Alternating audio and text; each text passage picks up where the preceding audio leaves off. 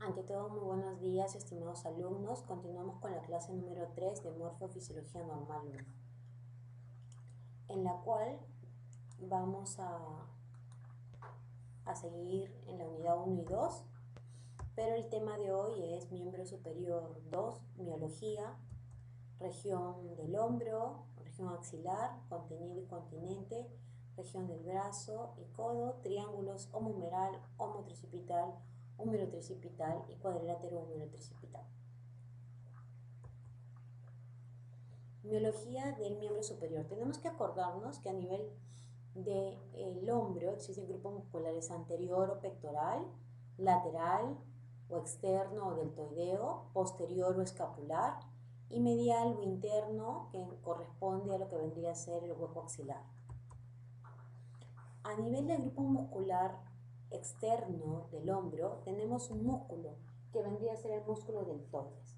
El músculo deltoides es un músculo que tiene la forma triangular, cuya base es superior, cuyo vértice es inferior.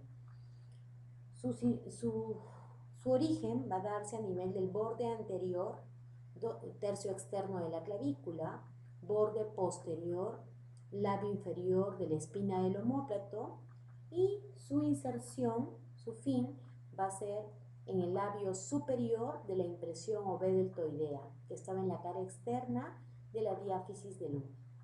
Este músculo es muy importante porque va a tener la función de ser el principal abductor del brazo. Quiere decir que abduce el brazo superado los primeros 15 grados, ¿no?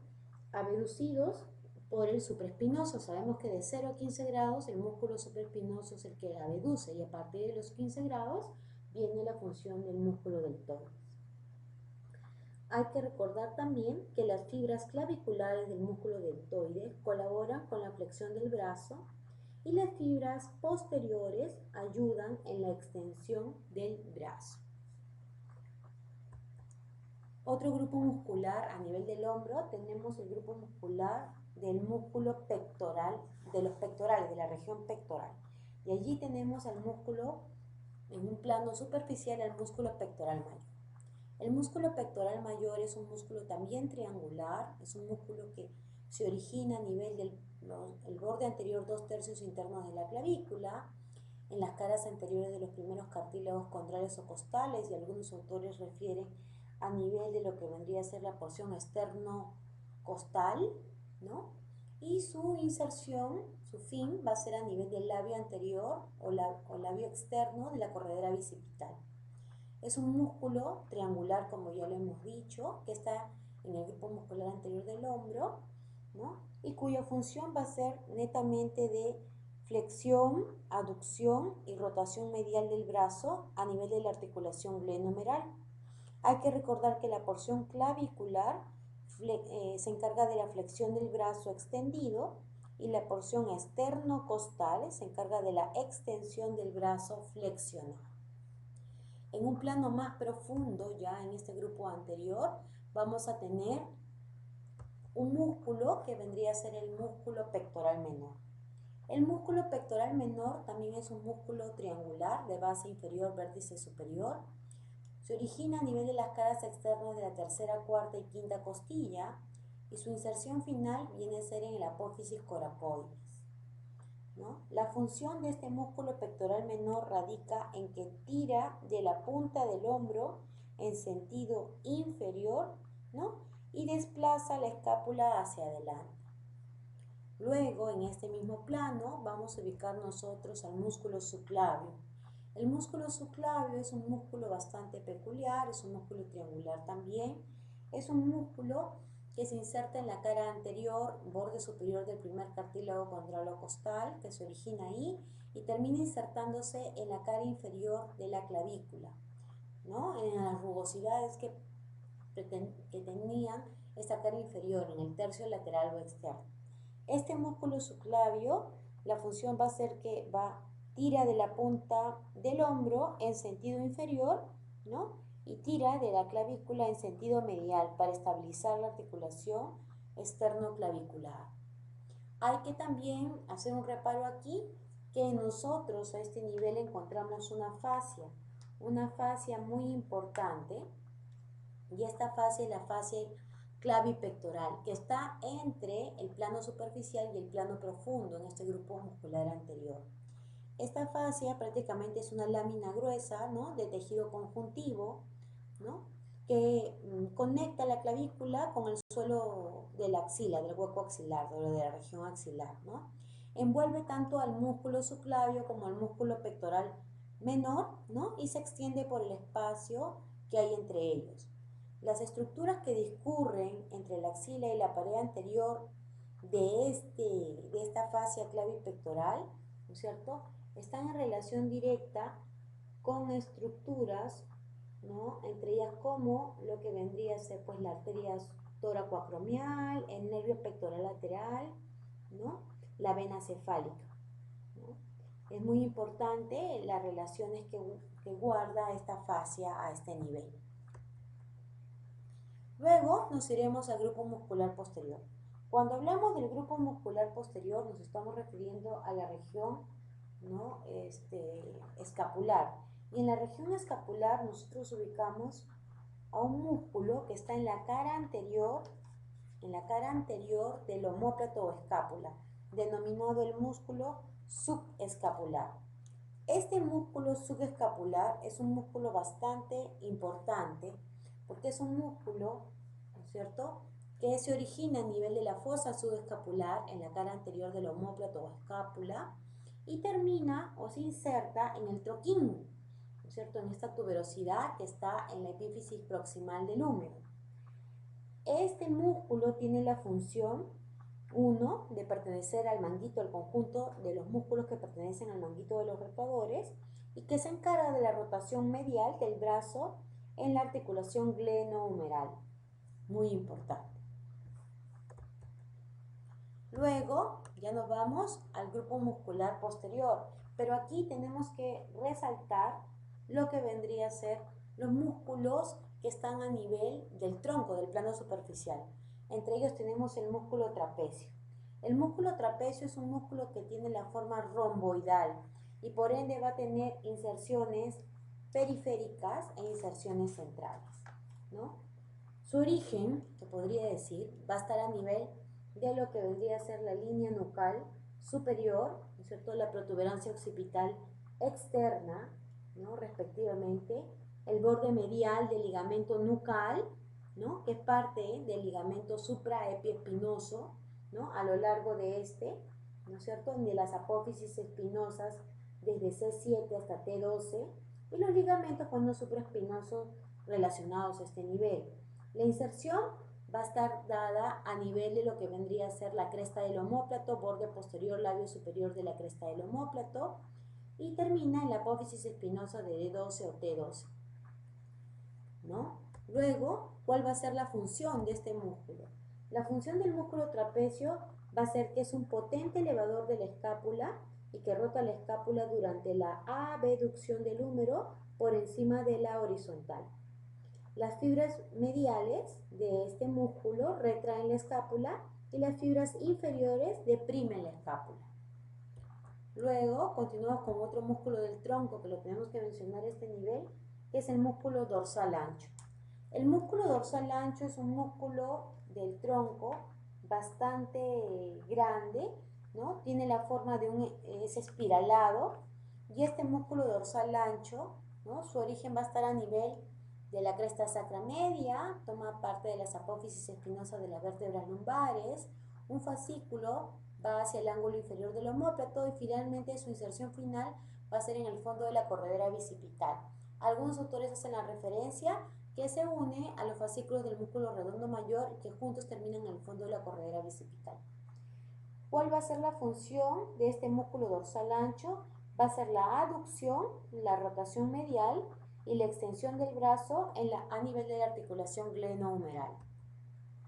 Otro músculo que está por debajo tanto del trapecio como del dorsal ancho es el músculo romboides o los músculos romboides. Para algunos autores son músculos romboides y para otros son músculos romboides. Lo dividen en romboides menor por encima de la espina del omóplato y romboides mayor por debajo de la espina del omóplato. El romboides menor, su origen está a nivel de lo que vendría a ser el ligamento nucal y las apófisis espinosas de las vértebras C7 y T1. ¿Y dónde va a terminar? Va a terminar en lo que vendría a ser para algunos autores en el intersticio y para otros autores en el labio posterior del borde medial o interno del omóplato por encima de la espina del omóplato. El romboides mayor, ¿no? También está su origen a nivel de las apófisis espinosas de las vértebras de T2 a T5, ¿no? Y termina a nivel del intersticio o del labio posterior del borde medial o interno o espinoso del omóplato por debajo de la espina del omóplato. Los músculos romboides se encargan de elevar y retraer a la escápula. Luego vamos a tener el músculo, también que hay que mencionar el músculo elevador de la escápula o angular del omóplato, que es lo mismo. Es un músculo cuyo origen está a nivel de las apófisis transversas de las vértebras de C1 y C2, ¿no? Y los tubérculos posteriores de las apófisis transversas de las vértebras de C3 y C4, ¿no? Se va a terminar insertándose a nivel del ángulo superior del omóplato o escápula. ¿Cuál va a ser su función? Elevar a la escápula. Luego, ya netamente nos abordamos a los músculos que están a nivel de la región escapular. Y acá tenemos, y hay que recordar, a los músculos supraespinosos. El supraespinoso, su origen va a estar a nivel de la fosa supraespinosa, por encima de la espina del omóplato, y termina en la carilla o laminilla superior del troquíter. Recuerden que va a ser parte de uno de los músculos que conforman el manguito de los rotadores. Y se encarga de lo que vendría a ser la abducción del brazo hasta los 15 grados a nivel de la articulación glenohumeral. Otro músculo que tenemos por debajo de la espina del omóplato en la fosa infraespinosa es el músculo infraespinoso. El músculo infraespinoso, su origen va a ser en la fosa infraespinosa y su inserción va a ser en la laminilla o carilla media del troquíter. Este músculo es importante porque también forma parte del manguito de los rotadores y porque es un músculo que se encarga de la rotación lateral del brazo a nivel de la articulación glenohumeral. Luego vamos a tener a los músculos, entre ellos que están en el borde lateral, externo o axilar del omóplato, el músculo redondo mayor.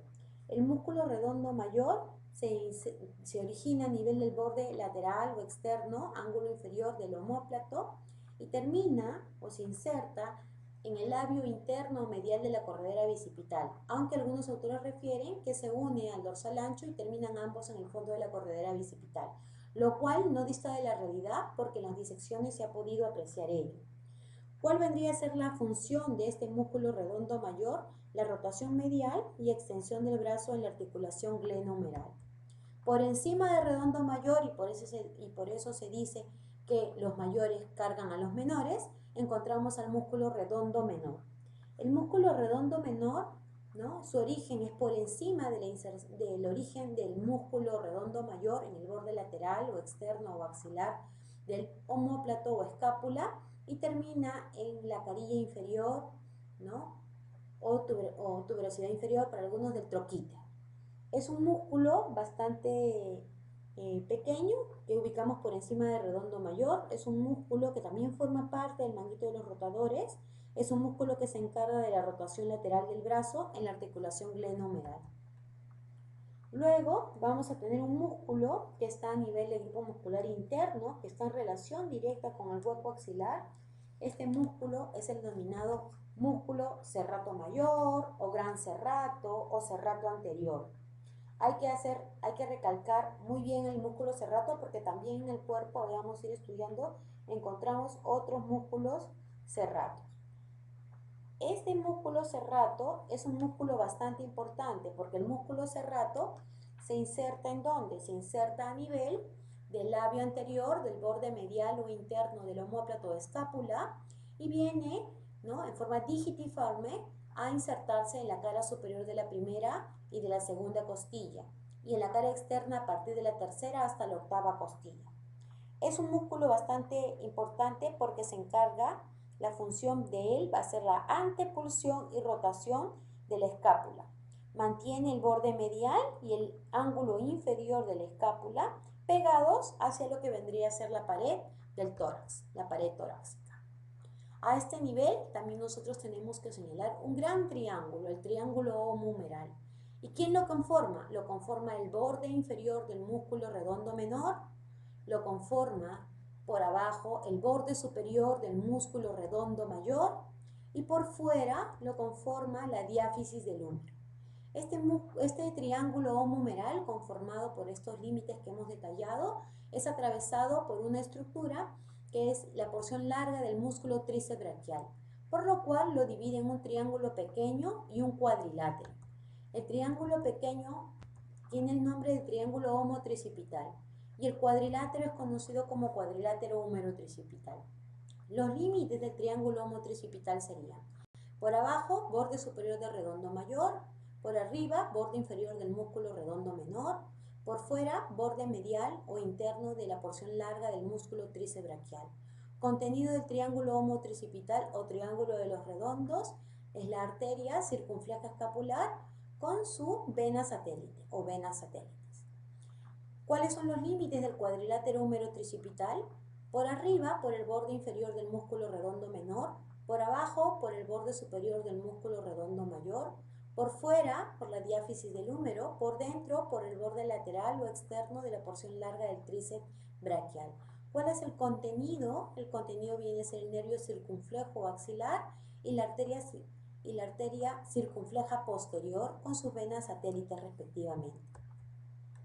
Luego tendríamos que hablar de lo que vendría a ser la región axilar. La región axilar es importante. Esta región axilar tiene la forma de un prisma de base cuadrangular, cuya base está en la parte anterior o externa y cuyo vértice está en la parte interna. Es un prisma de base cuadrangular. Este prisma de base cuadrangular va a presentar paredes: una pared lateral que está en relación con la diáfisis del húmero, una pared medial que está en relación con el músculo serrato mayor o gran serrato o serrato anterior, una pared anterior que está en relación con el músculo pectoral mayor, pectoral menor, ¿no? Y una pared posterior que está en relación con el músculo dorsal ancho y el músculo redondo mayor. ¿Cuál va a ser el contenido de esta región axilar, de este hueco axilar? El contenido va a ser la arteria axilar con sus ramas, va a ser la vena axilar, ¿no? Y va a ser también el plexo braquial. ¿Pero qué parte del plexo braquial? Los cordones, el cordón lateral, el cordón medial y el cordón posterior. Y también está en relación a este nivel lo que vendría a ser los ganglios linfáticos. Los ganglios linfáticos, que son un número de 20 a 30 nódulos que están a este nivel, nódulos, 20 o 30 nódulos axilares, divididos en grupos. Entre ellos tenemos los nódulos humerales, ¿no? Los nódulos pectorales, que están a nivel anterior; los humerales a nivel lateral; los nódulos subescapulares a nivel posterior; los nódulos centrales y los nódulos apicales. Hay que recordar que el drenaje de la glándula mamaria a nivel linfático se da a este nivel, y eso es lo que deben haber ya estudiado en nuestro primer seminario, que fue el viernes pasado. Ahora abordemos a nivel de la región del brazo. Hay que recordar que a nivel de la región del brazo nosotros tenemos dos compartimientos: un compartimiento anterior y un compartimiento posterior. En el compartimiento anterior vamos a ubicar nosotros de adentro a afuera a un músculo que se origina a nivel de lo que vendría a ser un tendón común. Este tendón común da origen a dos músculos: al músculo coracobraquial y al músculo de la porción corta del bíceps braquial. Entonces, hay que saber que el músculo que vamos a mencionar ahora, el músculo coracobraquial, es un músculo bastante importante. Es un músculo, ¿no es cierto?, que tiene un tendón, un origen común, ¿no es cierto?, a nivel de la apófisis coracoides y termina en la cara interna, tercio superior y medio de la diáfisis del húmero. Es un músculo bastante importante, es un músculo que está en el compartimiento anterior del brazo. Luego vamos a tener otro músculo, ¿no?, que está al lado de él, que es el músculo, la porción corta del bíceps braquial. El músculo de la porción corta del bíceps braquial es un músculo, ¿no?, que tiene un origen común con el coracobraquial, ¿no? Y que desciende y va a terminar uniéndose a la porción larga del bíceps braquial. Antes de avanzar, hay que mencionar que la función del músculo coracobraquial era la de flexión del brazo a nivel de la articulación glenohumeral, ¿no? Y luego vamos a tener el músculo, pues volviendo al músculo bíceps braquial, que tenía su cabeza corta, porción corta, que tenía un tendón común con el músculo coracobraquial, y luego lateralmente a esta porción corta del bíceps braquial teníamos a la porción larga del bíceps braquial, que venía de la tuberosidad supraglenoidea, que estaba en el ángulo anteroexterno, superoexterno del omóplato, ¿no? Viene su tendón por la corredera bicipital, desciende, se une a la porción corta del bíceps braquial y juntos terminan en un solo músculo denominado músculo bíceps braquial. El músculo bíceps braquial es un músculo bastante importante porque su inserción va a estar dada a un nivel del tubérculo, de la tuberosidad radial o tuberosidad bicipital en el nivel del radio, y va a encargarse, es un potente flexor del antebrazo en la articulación del codo y supinador del antebrazo. También se encarga de realizar una flexión accesoria del brazo en la articulación glenohumeral. Por debajo de este músculo, haciendo un corte, como vamos a ver en este compartimiento anterior, acá podemos apreciar el corte del músculo bíceps braquial. En el fondo encontramos otro músculo, que vendría a ser el músculo braquial anterior. El músculo braquial anterior es un músculo cuyo origen va a estar en el labio inferior de la impresión oveltoidea y cuya inserción va a terminar en la tuberosidad o en la apófisis coronoides del cúbito, o algunos le dicen tuberosidad del cúbito, pero más es llamada como apófisis coronoides. Este músculo braquial anterior es el músculo más profundo de este compartimiento y es un potente flexor del antebrazo a nivel de la articulación del codo. Luego ya nos situamos en el compartimiento posterior del brazo.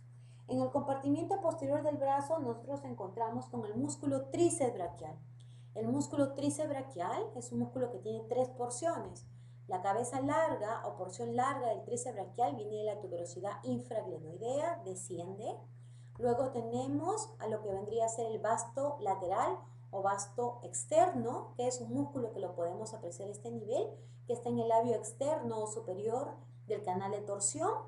Y luego tenemos al músculo vasto medial o vasto interno, ¿no?, que está en el labio inferior o interno del canal de torsión, ¿no?, acá donde estamos señalando con la flecha. Cuando los tres músculos se unen, conforman al músculo tríceps braquial.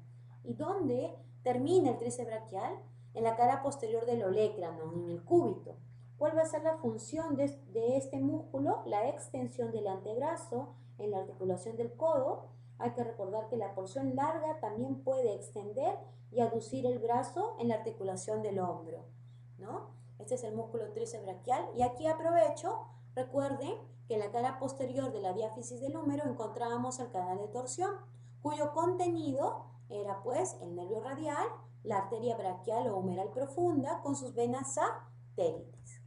A este nivel, también en el compartimiento posterior, nosotros encontramos un triángulo, conocido como el triángulo húmero-tricipital, cuyos límites por arriba vendría a ser el borde inferior del músculo redondo mayor, ¿no? Por dentro vendría a ser el borde lateral o externo de la porción larga del tríceps braquial. Por fuera vendría a ser la diáfisis del húmero. Ese triángulo, conocido como triángulo húmero-tricipital o triángulo de Avelino Gutiérrez, va a tener como contenido al nervio radial, a la arteria braquial o humeral profunda con las venas satélites respectivamente. Y eso es todo lo que vamos a abordar el día de hoy. Agradezco su atención y nos encontramos para la clase presencial. Gracias.